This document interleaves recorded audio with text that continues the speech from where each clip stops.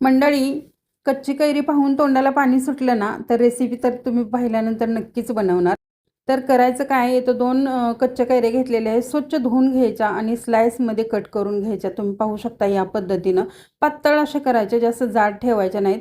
आणि त्यानंतर उभ्या अशा कट करून घ्यायच्या आहेत, पाहू शकता. किंवा जाड खिसणी असेल ना मोठी, त्यानं खिसून घेतलं तरीसुद्धा चालेल. त्यानंतर आहे ते पूर्णपणे हे स्लाइस करून घेतल्यानंतर एका प्लेटमध्ये हे आहे ते काढून घ्यायचे आहेत स्लाइस. आणि त्यावरती आहे ते पहिल्यांदा सुरुवातीला मीठ घालून घ्यायचं चवीपुरतं.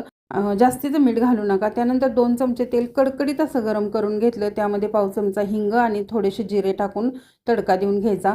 आणि लाल मिरची पावडर आहे कश्मीरी, ती 1 चमचा टाकलेली आहे. छान असं मिक्स करायचं आणि ह्यावरती छान असं ओतून घ्यायचं. तुम्ही पाहू शकता अगदी छान असा चर्र असा आवाज आलेला आहे.